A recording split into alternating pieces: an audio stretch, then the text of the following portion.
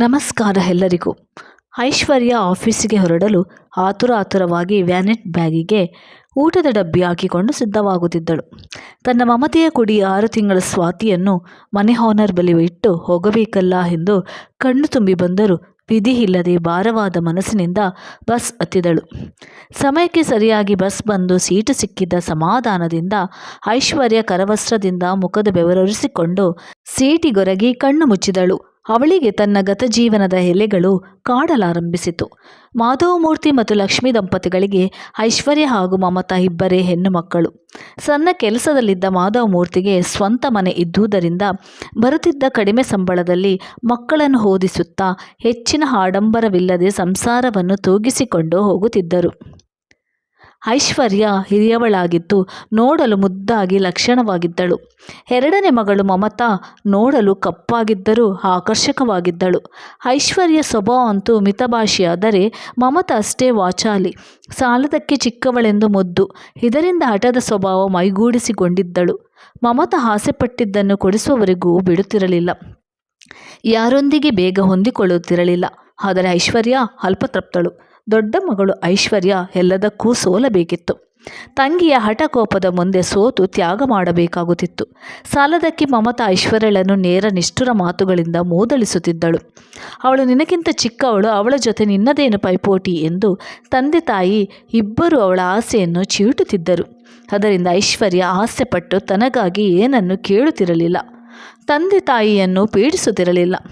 ಜೊತೆಗೆ ತಾಯಿಯ ಆರೋಗ್ಯ ಆಗಾಗ ಹದಗೆಡುವುದರಿಂದ ಮನೆಯ ಕೆಲಸ, ತಾಯಿಯ ಔಷಧೋಪಚಾರವೆಲ್ಲ ಐಶ್ವರ್ಯಳೇ ನೋಡಿಕೊಳ್ಳಬೇಕಾಗಿತ್ತು. ಶಾಲೆಗೆ ಹೋಗಿ ಬರುವುದರ ಜೊತೆಗೆ ಸಂಗೀತ ಕಲಿಯಲು ಹೋಗುತ್ತಿದ್ದಳು. ಅವಳು ಕಾಲೇಜ್ ಸೇರಿ ಗೆಳತಿಯರ ಸಲಹೆ ಮೇರೆಗೆ ಸಣ್ಣಪುಟ್ಟ ಟ್ರೈನಿಂಗ್ಗೆ ಹೋಗಿ ಅದನ್ನು ಮಾಡಿಕೊಂಡಿದ್ದಳು. ಮಾಧವಮೂರ್ತಿ ತಾವು ಸೇವೆಯಲ್ಲಿರುವಾಗಲೇ ಇಬ್ಬರು ಹೆಣ್ಣು ಮಕ್ಕಳ ವಿದ್ಯಾಭ್ಯಾಸ ಹಾಗೂ ಮದುವೆಯ ಜವಾಬ್ದಾರಿಯನ್ನು ಮುಗಿಸುವ ಸಲುವಾಗಿ ಅಲ್ಪ ಸ್ವಲ್ಪ ಹಣವನ್ನು ಉಳಿತಾಯ ಮಾಡುತ್ತಿದ್ದರು. ಹೀಗಾಗಿ ಐಶ್ವರ್ಯ ಅಂತಿಮ ಪದವಿಗೆ ಬರುತ್ತಿದ್ದಂತೆ ವರನ ಬೇಟೆಗಾಗಿ ಪ್ರಯತ್ನಿಸುತ್ತಾ ಅವರ ಪರಿಚಯದವರಿಗೆಲ್ಲ ಅವಳ ಫೋಟೋ, ಜಾತಕವನ್ನು ಕೊಟ್ಟು ಗಂಡು ನೋಡಲು ಹೇಳಿದ್ದರು. ಐಶ್ವರ್ಯಳಿಗೆ ಈಗಲೇ ಮದುವೆಯಾಗುವ ಆಸೆ ಇರಲಿಲ್ಲ. ಓದಿ ಕೆಲಸಕ್ಕೆ ಸೇರಿ ಗಂಡು ಮಕ್ಕಳಿಲ್ಲದ ತಂದೆ ತಾಯಿಗೆ ಸಹಾಯ ಮಾಡುವ ಅಭಿಲಾಷೆಯಿಂದ ಮದುವೆಯ ವಿಚಾರವನ್ನು ವಿರೋಧಿಸತೊಡಗಿದಳು. ಆದರೆ ಅವಳ ಮಾತಿಗೆ ಬೆಲೆ ಕೊಡದ ತಂದೆ ತಾಯಿ, ನಾವು ನಿನ್ನ ಒಳ್ಳೆಯದಕ್ಕಾಗಿ ಹೇಳುವುದು. ನಿನ್ನ ಮದುವೆ ಮಾಡಿ ಸುಧಾರಿಸಿಕೊಳ್ಳುವ ಹೊತ್ತಿಗೆ ಮಮತಾ ಮದುವೆಗೆ ಸಿದ್ಧವಾಗುತ್ತಾಳೆ. ನಾವು ನಮ್ಮ ಜವಾಬ್ದಾರಿ ಕಳೆದುಕೊಳ್ಳುವುದು ಬೇಡ್ವಾ? ದೊಡ್ಡವರು ಹೇಗೆ ಒತ್ತಾಯಿಸ್ತಾರೆ ಎಂದು ಅರ್ಥ ಮಾಡಿಕೊ. ಹೆಣ್ಣೆ ಬಂದಾಗ ಕಣ್ಣು ಮುಚ್ಚಿಕೊಂಡರು ಎಂಬಂತೆ ಒಳ್ಳೆ ಸಂಬಂಧ ಬಂದಾಗ ಬೇಡವೆಂದರೆ ಒಳ್ಳೆಯ ಅವಕಾಶ ಕಳೆದುಕೊಂಡಂತಾಗುತ್ತದೆ. ಹುಡುಗನಿಗೆ ತಂದೆ ತಾಯಿ ಇಲ್ಲ, ಸೋದರ ಮಾವನೇ ಸಾಕಿ ಬೆಳೆಸಿದ್ದಾರೆ, ಒಳ್ಳೆಯ ಕೆಲಸದಲ್ಲಿದ್ದಾರೆ.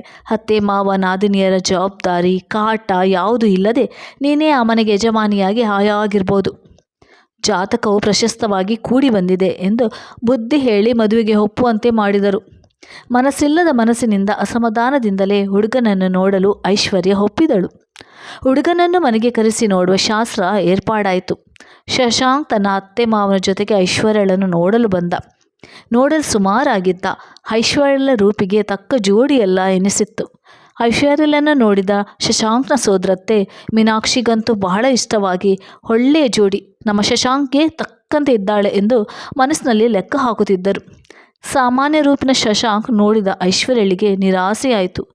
ಕಾಫಿ ತಿಂಡಿ ಎಲ್ಲವೂ ಮುಗಿದು ಹೆಣ್ಣು ನೋಡುವ ಶಾಸ್ತ್ರ ಮುಗಿಸಿ ನೀವು ಐಶ್ವರ್ಯಳ ಬಳಿ ಕೇಳಿ ಒಪ್ಪಿಗೆ ತಿಳಿಸಿದರೆ ಒಳ್ಳೆಯ ಮುಹೂರ್ತ ನಿಶ್ಚಯಿಸಲು ಅನುಕೂಲ ಎಂದು ಅವರು ಹುಡುಗಿಯನ್ನು ಒಪ್ಪಿರೋ ಬಗ್ಗೆ ಸೂಕ್ಷ್ಮವಾಗಿ ತಿಳಿಸಿ ಒಪ್ಪಿಗೆಗಾಗಿ ಕಾಯುತ್ತಿರುವುದಾಗಿ ಹೇಳಿ ಹೊರಟು ಬಿಟ್ಟರು. ಅಲ್ಲದೆ ಹೊರಡುವ ಮುನ್ನೆ, ಸುಮ್ಮನೆ ನಿಶ್ಚಿತಾರ್ಥ ಎಂದರೆ ಅದರ ಖರ್ಚು ನಿಮಗೆ ಭಾರವಾಗುವುದು ಏಕೆ? ನೇರವಾಗಿ ಮದುವೆಯ ದಿನಾಂಕ, ಒಳ್ಳೆಯ ಲಗ್ನ ನೋಡಿ ತಿಳಿಸಿ ಸಾಕು ಎಂದರು.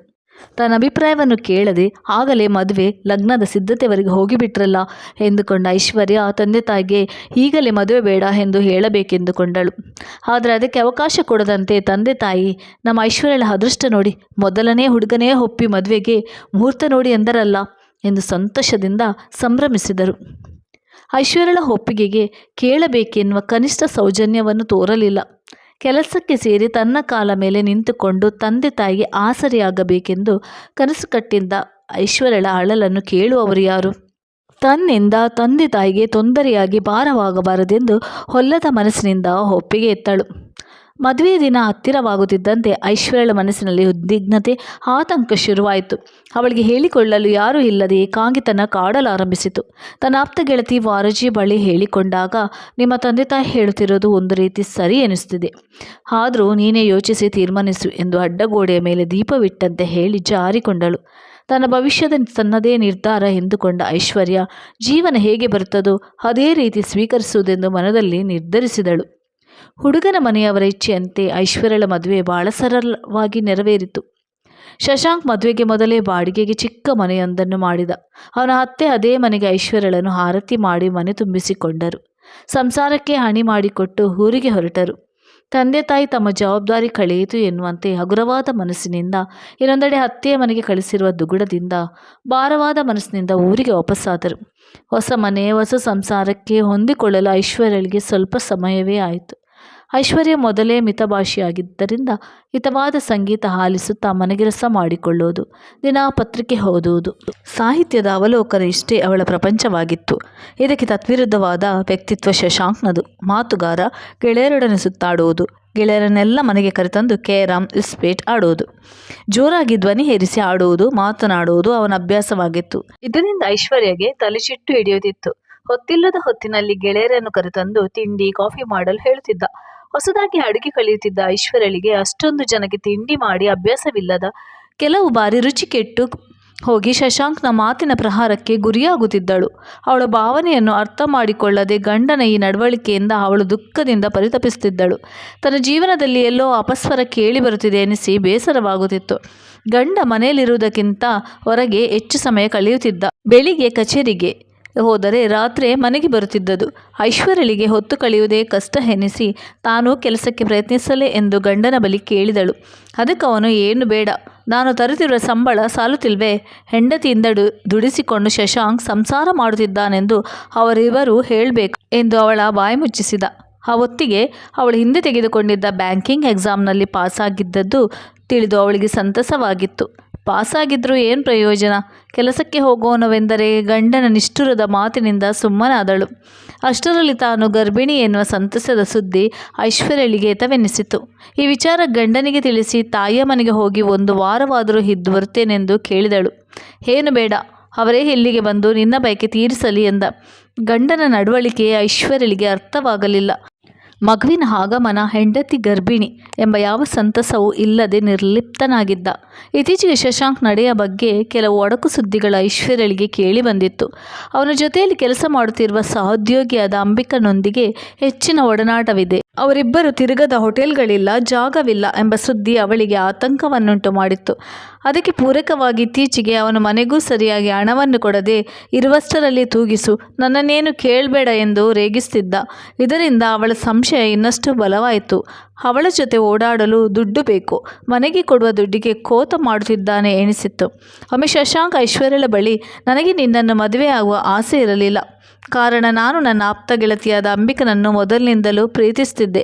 ಆದರೆ ಜಾತಿ ವಿಚಾರದಿಂದಾಗಿ ಮಾವನ ಬಳಿ ಅವಳನ್ನು ಮದುವೆಯಾಗುತ್ತೇನೆ ಎಂದು ಹೇಳುವ ಧೈರ್ಯ ನನಗೆ ಸಾಲದೆ ಅವರ ಇಚ್ಛೆ ಹಾಗೂ ಬಲವಂತಕ್ಕೆ ನಿನ್ನನ್ನು ಮದುವೆಯಾಗುವ ಹಾಗಾಯಿತು. ಆದರೆ ನನಗೆ ಅಂಬಿಕನನ್ನು ಬಿಟ್ಟು ಬದುಕುವ ಶಕ್ತಿ ಇಲ್ಲ ಎಂದು ಅವನ ಮಾತನ್ನು ಕೇಳಿದ ಐಶ್ವರ್ಯಳಿಗೆ ಆಶ್ಚರ್ಯ ಹಾಗೂ ಅವನ ಬಗ್ಗೆ ತಿರಸ್ಕಾರವೂ ಉಂಟಾಯಿತು. ಒಂದು ಹುಡುಗಿಗೆ ಇಷ್ಟವಿಲ್ಲದೆ ತಾಳಿ ಕಟ್ಟಿ ಅವಳು ಗರ್ಭಿಣಿಯಾಗಿರುವಾಗ ಇನ್ನೊಂದು ಹುಡುಗಿಯ ಜೊತೆ ಸಂಬಂಧವಿದೆ ಎಂದು ಹೇಳುತ್ತಿರುವ ಗಂಡನ ಬಗ್ಗೆ ಇದ್ದ ಅಲ್ಪ ಸ್ವಲ್ಪ ಗೌರವವು ಮಾಯವಾಗಿ ಅವನ ಬಗ್ಗೆ ಅಸಹ್ಯವೆನಿಸಿತ್ತು. ಒಂದು ಹೆಣ್ಣಿನ ಬಾಳು ತನ್ನಿಂದ ಹಾಳಾಯಿತು ಎಂದು ಯೋಚಿಸಲಾರದಷ್ಟು ಅನಾಗರಿಕನ ಎನಿಸಿ ದುಃಖವೂ ಆಯಿತು.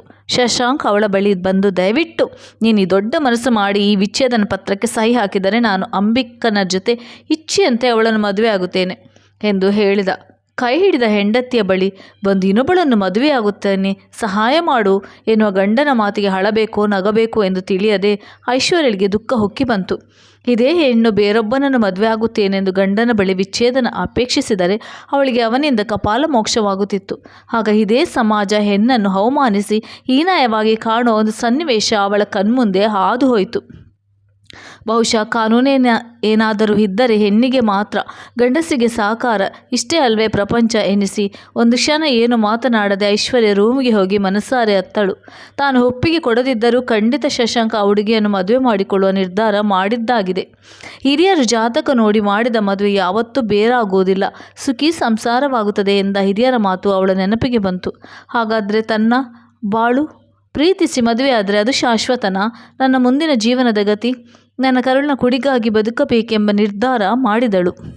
ತನಗೆ ಇದುವರೆಗೆ ಆಶ್ರಯವಾಗಿದ್ದ ಮನೆ ಓನರ್ ಸಾವಿತ್ರಮ್ಮನ ಬಳಿ ತನ್ನ ಮತ್ತು ಶಶಾಂಕ್ ಬಾಳಿನ ಅಪಶ್ರುತಿ ಎಲ್ಲವನ್ನೂ ತಿಳಿಸಿ ಹತ್ತಳು. ಹಿರಿಯರಾದ ಆಕೆ ಶಶಾಂಕ್ ಬಳಿ ಬಂದು ಹೇಳಿದ ಬುದ್ಧಿ ಮಾತೆಲ್ಲ ನೀರಿನಲ್ಲಿ ಹೋಮ ಮಾಡಿದಂತಾಗಿ ವ್ಯರ್ಥವಾಯಿತು. ಶಶಾಂಕ್ ಹೇಳದೆ ಕೇಳದೆ ಮನೆ ಬಿಟ್ಟು ಹೊರಟು ಹೋದ. ನೋಡು, ನೀನೀಗ ಬಸರಿ ಹುಡುಗಿ, ಕಣ್ಣಲ್ಲಿ ನೀರು ಹಾಕುವುದರಿಂದ ಯಾವ ಪ್ರಯೋಜನವೂ ಇಲ್ಲ. ನಿನ್ನ ತಂದೆ ತಾಯಿಗೆ ಈ ವಿಚಾರ ತಿಳಿಸು, ಅವರು ಏನು ಹೇಳುತ್ತಾರೆ ಅದರಂತೆ ಮಾಡು ಎಂದು ಸಾವಿತ್ರಮ್ಮ ಹೇಳಿದರು. ಅದೇ ಸರಿ ಎಂದುಕೊಂಡ ಐಶ್ವರ್ಯ ತವರು ಮನೆಗೆ ಬಂದಳು. ಆದರೆ ಅವಳಿಗೆ ಅಲ್ಲಿ ಆಗಿದ್ದು ನಿರಾಶೆ, ಅವಮಾನ. ಕಾರಣ ಮಮತಳಿಗೆ ಮದುವೆ ನಿಶ್ಚಯವಾಗಿತ್ತು. ನೀನು ಗಂಡ ಬಿಟ್ಟವಳೆಂದು ಬೀಗರಿಗೆ ಗೊತ್ತಾದರೆ ಆಗಲಿರುವ ನಿಶ್ಚಾತ ಮುರಿದು ಹೋಗುತ್ತದೆ. ಹೆಣ್ಣು ಯಾವತ್ತು ತಗ್ಗಿ ಬಗ್ಗಿ ನಡೆಯಬೇಕು, ಅದು ಬಿಟ್ಟು ಗಂಡಿಗಿಂತ ನಾನೇನು ಕಡಿಮೆ ಎಂದು ಪೈಪೋಟಿ ಮಾಡಿದರೆ ಹೀಗೆ ಆಗುವುದೆಂದು ಅವಳನ್ನು ದೂಷಿಸಿದರು. ಪಾಪಿ, ಸಮುದ್ರ ಹೊಕ್ಕರು ಮೊನಕಾಲುದ್ದ ನೀರು ಎಂದುಕೊಂಡು ಐಶ್ವರ್ಯ ದುಃಖಿಸಿದಳು. ನಿನ್ನ ಜೀವನ ನಿನ್ನದು, ಕೊಟ್ಟ ಹೆಣ್ಣು ಕುಲಕ್ಕೆ ಹೊರಗೆ ಎನ್ನುವ ಮಾತು ತಾಯಿಯಿಂದ ಬಂದಾಗ ನಿರಾಶಳಾದ ಐಶ್ವರ್ಯ ತಿರುಗಿ ಸಾವಿತ್ರಮ್ಮನ ಬಳಿ ಬಂದು ತನ್ನ ಅಳಲನ್ನು ತೋಡಿಕೊಂಡಳು. ಆಕೆ ಅವಳಿಗೆ ಧೈರ್ಯ ತುಂಬಿ, ದೇವರ ಇಚ್ಛೆ ಏನಿದೆಯೋ ಹಾಗೆ ಆಗುತ್ತದೆ. ನಾನೇ ನಿನ್ನ ಬಾನಂತನ ಮಾಡುತ್ತೇನೆ, ನೀನು ಇಲ್ಲೇ ಇರು, ನೀನು ನನಗೆ ಮಗಳಿದ್ದಂತೆ, ನೀನೇನು ಬಾಡಿಗೆ ಕೊಡಬೇಡ ಎಂದರು. ಅವರ ವಿಶಾಲ ಹೃದಯಕ್ಕೆ ಸೋತ ಐಶ್ವರ್ಯ ತನ್ನ ಮುಂದಿನ ಭವಿಷ್ಯ ನೆನೆದು ನಡುಗಿದಳು. ಬಹಳವಾಗಿ ಯೋಚಿಸಿದ ಐಶ್ವರ್ಯ ತನ್ನ ಗೆಳತಿಯಾದ ನೀತಾಳ ಸಹಾಯದಿಂದ ಕೆಲಸಕ್ಕೆ ಪ್ರಯತ್ನಿಸಿದಳು. ಕೆಲವು ಸ್ಪರ್ಧಾತ್ಮಕ ಪರೀಕ್ಷೆಯಲ್ಲಿ ಪಾಸಾಗಿದ್ದು ಈಗ ಅವಳ ಭವಿಷ್ಯ ನಿರ್ಧರಿಸಲು ದಾರಿಯಾಯಿತು. ಅವಳಿಗೆ 7 ತಿಂಗಳು ತುಂಬಿದಾಗ ಸೀಮಂತ ಶಾಸ್ತ್ರವನ್ನು ಸಾವಿತ್ರಮ್ಮನೇ ಸರಳವಾಗಿ ನೆರವೇರಿಸಿದರು. ಐಶ್ವರ್ಯ ತಾಯಿಯ ನೆನೆದು ದುಃಖಿಸಿದಳು. ಸಾವಿತ್ರಮ್ಮನ ಕಾಲಿಗೆ ನಮಸ್ಕರಿಸಿದ ಐಶ್ವರ್ಯ, ಹೆತ್ತ ತಾಯಿ ದೂರ ಮಾಡಿದರು, ನೀವು ನನಗೆ ಆಶ್ರಯ ನೀಡಿದಿರಿ. ನೀವು ಇಲ್ಲದಿದ್ದರೆ ನನ್ನ ಜೀವನದ ಗತಿ ಏನಾಗುತ್ತಿತ್ತು? ನನ್ನ ಪಾಲಿನ ನಿಜವಾದ ದೇವರು ನೀವೇ ಎಂದಳು. ಅವಳನ್ನು ಸಮಾಧಾನಿಸಿ ಸಾವಿತ್ರಮ್ಮ, ನಾನು ಹೆತ್ತ ಮಗ ನಮ್ಮನ್ನು ದೂರ ಮಾಡಿ ವಿದೇಶದ ಹುಡುಗಿಯನ್ನು ಮದುವೆಯಾಗಿ ನಮ್ಮನ್ನು ಕಡೆಗಣಿಸಿ ವಿದೇಶದ ವ್ಯಾಮೋಹಕ್ಕೆ ಬಲಿಯಾದ. ಋಣ ಎಂಬಂತೆ ಪ್ರತಿ ತಿಂಗಳು ಹಣ ಕಳಿಸ್ತಾನೆ. ಮಗನ ಪ್ರೀತಿ ಆಸರೆ ಸಿಗದ ಮೇಲೆ ಹಣದಿಂದ ಏನು ಪ್ರಯೋಜನ? ಏನೋ ಜಮೀನಿನಿಂದ ಅಕ್ಕಿ ಕಾಲು ಬರುತ್ತದೆ, ಇದ್ದ ನೀನೊಬ್ಬಳು ನಮಗೆ ಭಾರವಲ್ಲ ಎಂದರು. ಮಗು ಹುಟ್ಟಿದ ಮೇಲೆ ಮತ್ತೆ ಇನ್ನಷ್ಟು ಭಾರವಾಗಬಾರದು. ಅಷ್ಟರಲ್ಲಿ ಕೆಲಸ ಹುಡುಕಿ ತನ್ನ ಮಗುವನ್ನು ಸಾಕುವಂತಾಗಬೇಕೆಂದು ತೀರ್ಮಾನಿಸಿದಳು ಐಶ್ವರ್ಯ. ತುಂಬು ಗರ್ಭಿಣಿಯಾದ ಐಶ್ವರ್ಯ ನೋವು ಅನುಭವಿಸಿ ಮುದ್ದಾದ ಹೆಣ್ಣು ಮಗುವಿಗೆ ಜನ್ಮ ನೀಡಿದಳು. ಮಗು ಐಶ್ವರ್ಯಲ ತದ್ರೂಪು. ಮಗುವನ್ನು ನೋಡಿ ಸಂತಸ ಪಡುವುದಕ್ಕಿಂತ ದುಃಖಪಟ್ಟಳು. ಕುತೂಹಲ ಉತ್ಸಾಹದಿಂದ ನೋಡಲು ಬರಬೇಕಾಗಿದ್ದ ಗಂಡನ ನಿರೀಕ್ಷೆಯಲ್ಲಿರಬೇಕಾಗಿದ್ದ ತಾನು ತಂದೆ ತಾಯಿ ಇದ್ದು ಇಲ್ಲದಂತಾಗಿತ್ತು. ತನ್ನ ಮಗುವಿಗೆ ತಂದೆ ಇದ್ದು ದೂರವಾಗಿದ್ದರಿಂದ ತನ್ನ ಮಗು ನತದ್ರಷ್ಟರೆನಿಸಿ ದುಃಖ ಹೊತ್ತರಿಸಿ ಬಂದಿತ್ತು. ಬಹುಶಃ ಕೆಲವರ ಹಣೆಯಲ್ಲಿ ಇಷ್ಟು ವರ್ಷ ಕಾಲ ಗಂಡನೊತ್ತಿಗೆ ಬಾಳುವ ಭಾಗ್ಯ ಎಂದು ಬರೆದಿರುತ್ತದೆ ಅಷ್ಟೇ. ಇದಕ್ಕೆ ನನ್ನ ಬದುಕು ಹೊರತಾಗಿಲ್ಲ ಎನಿಸಿ ವ್ಯಥೆಯಾಯಿತವಳಿಗೆ. ಮಗುವಿಗೆ 4 ತಿಂಗಳು ತುಂಬುವ ಹೊತ್ತಿಗೆ ಅವಳು ಕಾಯುತ್ತಿದ್ದ ಕೆಲಸದ ಅವಕಾಶಗಳು ಬರತೊಡಗಿದವು. ಅವಳಿಗೆ ಖಾಸಗಿ ವಿಮಾ ಕಂಪನಿಯಲ್ಲಿ ಕೆಲಸ ಸಿಕ್ಕಿದಾಗ ಒಂದೆಡೆ ಸಂತೋಷ, ಮತ್ತೊಂದೆಡೆ ಈ ಹಸುಗೂಸನ್ನು ಹೇಗೆ ಬಿಟ್ಟು ಹೋಗುವುದು ಎನ್ನುವ ತೊಳಲಾಟ. ಬಸ್ ಒಂದೆಡೆ ಸಡನ್ ಬ್ರೇಕ್ ಹಾಕಿದಾಗ ನೆನಪಿನಾಳದಿಂದ ಹೊರಬಂದಳು ಐಶ್ವರ್ಯ. ಕೆಲಸ ಮಾಡುತ್ತಿರುವ ಕಂಪನಿಯ ವಾತಾವರಣಕ್ಕೆ ಐಶ್ವರ್ಯ ಹೊಂದಿಕೊಂಡು ಎಲ್ಲ ಸಹೋದ್ಯೋಗಿಗಳ ಜೊತೆ ಉತ್ತಮ ಬಾಂಧವ್ಯ ಹೊಂದಿದ್ದಳು. ಇನ್ನು ಚಿಕ್ಕ ವಯಸ್ಸಿನ ಮ್ಯಾನೇಜರ್ ಅನಂತ್ ಗೃಹಸ್ಥರಾಗಿದ್ದು ಐಶ್ವರ್ಯನನ್ನು ಸ್ವಂತ ತಂಗಿಯಂತೆ ನೋಡಿಕೊಳ್ಳುತ್ತಿದ್ದರು. ಚಿಕ್ಕ ಮಗುವಿದ್ದ ಅವಳ ಪರಿಸ್ಥಿತಿಯನ್ನು ತಿಳಿದಿದ್ದ ಅನಂತ್ ಬೇಗ ಮನೆಗೆ ಹೋಗುವಂತೆ ಅನುಮತಿ ನೀಡಿದ್ದರು. ಅಲ್ಲದೆ ಅವಳು ಕೇಳಿದಾಗ ಕಾರಣ ಕೇಳದೆ ರಜೆ ಮಂಜೂರು ಮಾಡುತ್ತಿದ್ದರು. ಇದರಿಂದಾಗಿ ಯಾವ ಕಿರಿಕಿರಿ ಇಲ್ಲದೆ ಐಶ್ವರ್ಯ ನೆಮ್ಮದಿಯಿಂದ ಕೆಲಸ ಮಾಡುತ್ತಿದ್ದಳು. ಒಮ್ಮೆ ಮ್ಯಾನೇಜರ್ ಅನಂತ್ ಚೇಂಬರ್ನಿಂದ ಐಶ್ವರ್ಯಗೆ ಕರೆ ಬಂದಿತ್ತು. ಅವಳು ಹೊರಗೆ ಹೋದಳು. ಚೇಂಬರ್ನಲ್ಲಿ ಅವರ ಎದುರಿಗೆ ಮತ್ತೊಬ್ಬ ವ್ಯಕ್ತಿ ಕುಳಿತಿದ್ದರು. ಮ್ಯಾನೇಜರ್ ಆತನನ್ನು ಐಶ್ವರ್ಯಗೆ ಪರಿಚಯಿಸುತ್ತಾ, ಇವರ ಹೆಸರು ಪ್ರಜ್ವಲ್, ನನ್ನ ಆತ್ಮೀಯ ಗೆಳೆಯ. ನಮ್ಮ ಕಂಪನಿಯಲ್ಲಿ ಷೇರುದಾರರಾಗಲು ಬಂದಿದ್ದಾರೆ. ಅದಕ್ಕೆ ಸಂಬಂಧಪಟ್ಟ ಎಲ್ಲ ಪ್ರೊಸೀಜರ್ ತಿಳಿಸಿ ಎಂದರು. ಐಶ್ವರ್ಯ ಆತನಿಗೆ ನಮಸ್ಕರಿಸಿ ಅವರನ್ನು ತನ್ನ ಚೇಂಬರ್ಗೆ ಕರೆದೊಯ್ದು ಕಂಪನಿಗೆ ಸಂಬಂಧಿಸಿದ ಕಡತಗಳಿಗೆ ಆತನಿಂದ ಸಹಿ ಪಡೆದು ಅದಕ್ಕೆ ಪೂರಕವಾಗಿ ಫೋಟೋ ಹಾಗೂ ಗುರುತಿನ ಚೀಟಿಯನ್ನು ತರಬೇಕೆಂದು ನಿಧಾನವಾಗಿ ವಿವರಿಸಿದಳು. ಅವಳ ತಾಳ್ಮೆ, ಕೆಲಸದ ಮೇಲಿನ ಗಮನ, ಇತರರೊಂದಿಗೆ ಸಹನೆಯಿಂದ ಮಾತನಾಡುವುದು ಪ್ರಜ್ವಲ್ ಸೂಕ್ಷ್ಮವಾಗಿ ಗಮನಿಸಿದ್ದ. ಅವಳು ಹೇಳಿದ ಎಲ್ಲ ಪ್ರೊಸೀಜರ್ಗಳು ಮುಗಿಸಿದ. ಮುಂದಿನ ವಾರ ಬಂದು ನಿಮ್ಮ ಬಾಂಡ್ ಹಾಗೂ ಪಾಸ್ಬುಕ್ ತೆಗೆದುಕೊಳ್ಳಿ ಎಂದವಳಿಗೆ ಥ್ಯಾಂಕ್ಸ್ ಹೇಳಿ ಹೊರಟು ಹೋದ. ಎಷ್ಟು ಹೊತ್ತಿಗೆ ಕೆಲಸ ಮುಗಿಸಿ ಮನೆಗೆ ಹೋಗಿ ಮಗುವನ್ನು ನೋಡುತ್ತೀನೋ ಎನ್ನುವ ಧಾವಂತ ಅವಳಿಗೆ ಇತ್ತು. ಆ ಚಿಕ್ಕ ಮಗು ಕೂಡ ಐಶ್ವರ್ಯಳ ಪರಿಸ್ಥಿತಿಯನ್ನು ಅರ್ಥ ಮಾಡಿಕೊಂಡಂತೆ ಹಠ ಮಾಡದೆ, ಚಂಡಿ ಹಿಡಿಯದೆ ಬಹಳ ಸೌಮ್ಯವಾಗಿ ಹೊಂದಿಕೊಂಡಿತ್ತು. ಮಗುವಿಗೆ ವಿಭೃಂಜನೆಯಿಂದ ನಾಮಕರಣ ಮಾಡುವ ಮನಸ್ಸಿಲ್ಲದ ಐಶ್ವರ್ಯ ಸ್ವಾತಿ ಎಂದು ಹೆಸರಿಟ್ಟಳು. ತನ್ನ ಬಾಳಿನಂತಾಗದೆ ತನ್ನಲ್ಲಿ ಮಗಳಾದರೂ ಸುಖವಾಗಿರಲಿ ಎಂದು ಯಾವಾಗಲೂ ಆಶಿಸುತ್ತಿದ್ದಳು.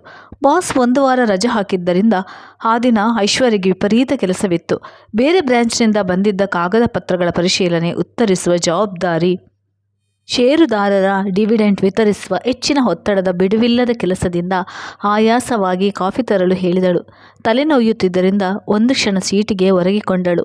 ಅಷ್ಟರಲ್ಲಿ ಪ್ರಜ್ವಲ್ ತನ್ನನ್ನು ಭೇಟಿಯಾಗಲು ಬಂದಿದ್ದಾರೆಂದು ಕೇಳಿ ತಲೆನೋಯುತ್ತಿದ್ದರೂ ವಿಧಿಯಿಲ್ಲದೆ ಚೇಂಬರ್ಗೆ ಬರ ಹೇಳಿದಳು.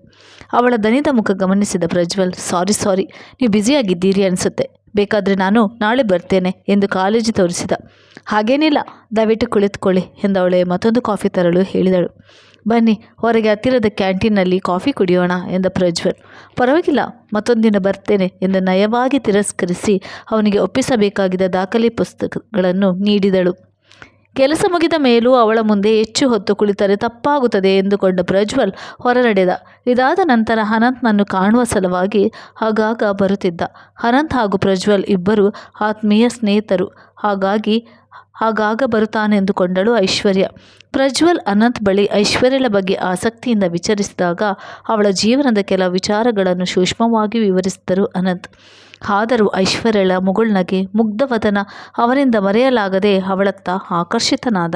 ಅನಂತ್ರಿಂದ ಐಶ್ವರ್ಯ ಒಂದು ಮಗುವಿನ ತಾಯಿ ಎಂದು ತಿಳಿದರೂ ಪ್ರೀತಿ ಕುರುಡು ಎನ್ನುವಂತಾಗಿತ್ತು ಅವನಿಗೆ.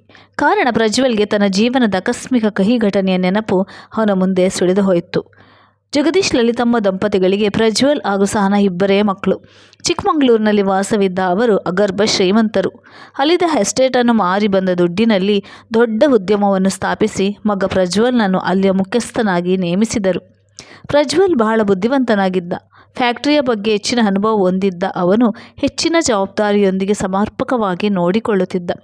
ಪ್ರಜ್ವಲ್ಗೆ ತಂಗಿ ಸಹನಳನ್ನು ಕಂಡರೆ ಅತಿಯಾದ ಪ್ರೀತಿ, ಮಮತೆ. ಅವಳನ್ನು ಆಗಾಗ ರೇಗಿಸಿ ಅಳಿಸುವುದು ಮತ್ತು ನಗಿಸಿ ಅವಳಿಗೆ ಗಿಫ್ಟ್ಗಳನ್ನು ಕೊಟ್ಟು ಅವಳನ್ನು ಸಮಾಧಾನಪಡಿಸುವುದು ಅವನ ಸ್ವಭಾವ. ಅಂದು ಜಗದೀಶ್ ಹೊಸ ಮನೆಯ ಗೃಹ ಪ್ರವೇಶ ಸಮಾರಂಭ. ಅಂದು ಗಣ್ಯ ವ್ಯಕ್ತಿಗಳು, ಉದ್ದಿಮೆಯ ಹಲವಾರು ಬಂಧು ಬಳಗದವರು ಆಗಮಿಸಿದ್ದರು. ಸಹನಾಳ ಕಾಲೇಜ್ ಗೆಳತಿಯರು, ಪ್ರಜ್ವಲ್ನ ಆತ್ಮೀಯ ಗೆಳೆಯರು ಆಗಮಿಸಿದರು. ಹೊಸ ಮನೆ ಹೊಸ ಕಲೆಯಿಂದ ಕಂಗೊಳಿಸುತ್ತಿತ್ತು. ಮನೆ ಮುಂದುಗಡೆ ವಿಶಾಲವಾದ ಲಾನ್ನಲ್ಲಿ ಎಲ್ಲರಿಗೂ ಔತಣಕೂಟ ಏರ್ಪಡಿಸಲಾಗಿತ್ತು. ಅಷ್ಟರಲ್ಲಿ ಎದುರಿನಿಂದ ಜ್ಯೂಸ್ ಗ್ಲಾಸ್ ಹಿಡಿದು ಬರುತ್ತಿದ್ದ ಮುದ್ದಾದ ಹುಡುಗಿ ನೆಲದ ಮೇಲಿನ ಕಾರ್ಪೆಟ್ ಎಡವಿ ಬೀಳುವುದರಲ್ಲಿದ್ದಳು. ಅವಳು ಬೀಳುವಷ್ಟರಲ್ಲಿ ಎದುರಿಗೆ ಬಂದ ಪ್ರಜ್ವಲ್ ಅವಳ ತೋಳು ಹಿಡಿದು ನಿಲ್ಲಿಸಿದ.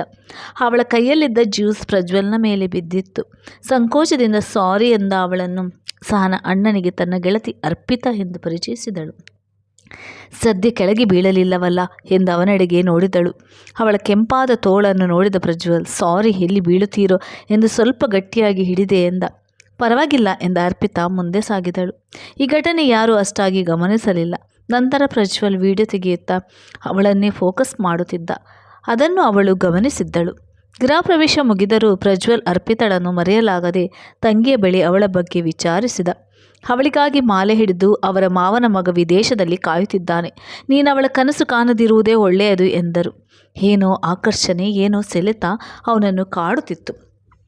ಅರ್ಪಿತಾ ಕಾಲೇಜ್ಗೆ ಹೋಗುವಾಗಲೆಲ್ಲ ಸಹನಾಳ ಮನೆಗೆ ಬಂದು ಕಾಲ ಕಳೆಯುತ್ತಿದ್ದಳು.